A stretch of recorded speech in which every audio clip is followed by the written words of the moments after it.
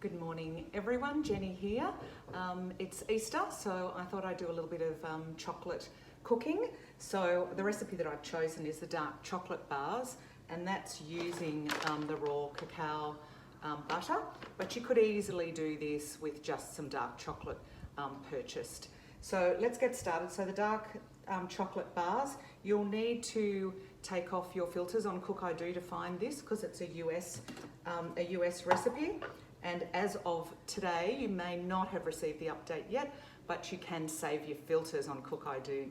At some stage today, you'll be able to do that, which is fantastic. So you can select English and have that there all the time. So that's great. Okay, so we've got 4 ounces of cacao butter. That's great. And then we have got 1.5 ounces of coconut oil. So let me see if I can do this without spilling it everywhere. There we go. Okay, there we go, that's good. And then all we have to do from there is we just need to melt that. So that's going to take about 6 minutes.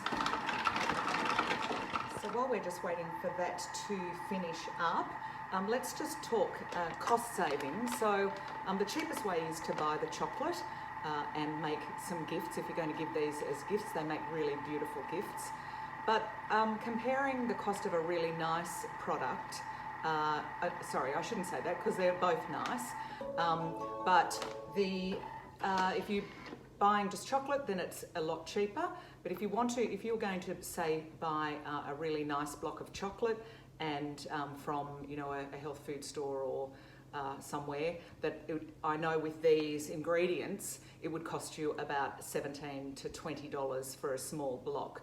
So if you're thinking of that kind of gift, then this packet is about $14, and then the toppings are a few dollars on top of that. So I'll tell you my comparison once I finish this, but I think you're still getting quite a bit of cost savings out of making it like this. Okay, let's finish this off. So now we've got, that's the cacao butter and the coconut oil. I'm in Brisbane, so I don't know whether you noticed my coconut oil is all melted. So that's what you get for the temperature up here. Okay, so we've just got to add some cocoa powder now. So let's add that in, which is quite a bit.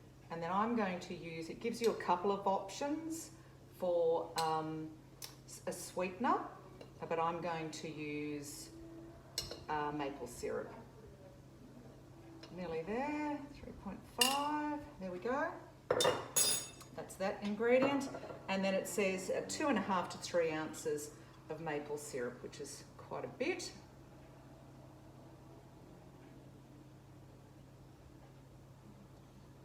There we go. That's good, 2.5. Okay, whoops. And then, what did I miss? Yep, just the lid on, and then it's just a quick 15 seconds. So we're just getting that all mixed up now. Now I've got a couple of ingredients here to add as the toppings. So I've got some beautiful freeze-dried plums. The recipe said raspberries, but I happen to have these in the cupboard, so I'm going to use those. I've got some slithered almonds, and I've got some chopped up pistachios. So that should make a pretty nice combination. Okay, so I'm just going to mix that in a little bit more. I think that needs a little bit more of a mix. So I'm just going to scrape down the sides and have another go at that. So we'll just use the back arrow. I don't think it allowed me to go any further. No, so I'll just use the back arrow.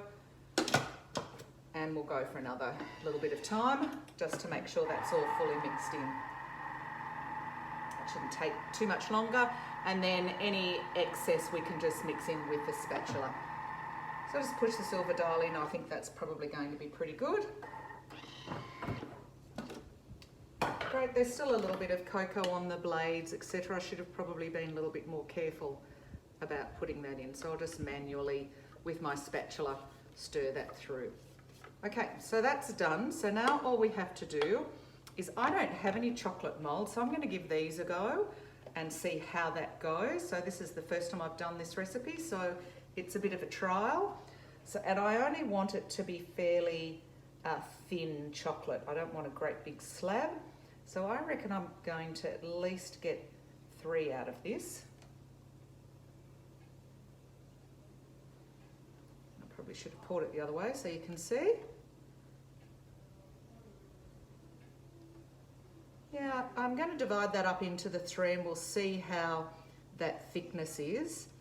But I think I could have got 4 out of that. But we'll give it a go with the 3 at this point in time. So I've compared the price with these, buying a chocolate block like this, and as I said, they're about $16, $17 each. And so I've managed to get 3 out of this at this point. So that's, I reckon that's, you know, pretty good cost savings. So now I'm just going to use my beautiful plums and position them across the chocolate. You probably don't want, these are actually quite, when they're freeze dried, they're really quite strong. So you don't want to overdo it. But they do look really pretty. So I'm just going to do these 2 just quickly to show you, and then a few nuts. I think I might put another piece on there. Just make sure you feel like you've got enough on there. And I think sometimes less is better. Don't overdo the toppings. And then some pistachio. So the dark chocolate and the pink of the plum, a little bit of white and the green look really pretty together.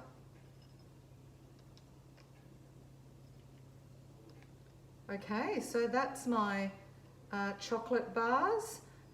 You know, you can have a bit of fun with that and make a whole lot of different variations.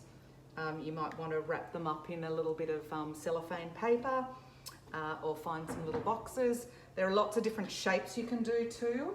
So I've got a couple of other options. I was thinking of trying this muesli bar silicone mold. So that could be a smaller one, or these little mini muffin loaf ones could do the job too. But I decided I wanted this shape for today. But otherwise, I hope you enjoy and give it a go and let me know when you have a go. See you.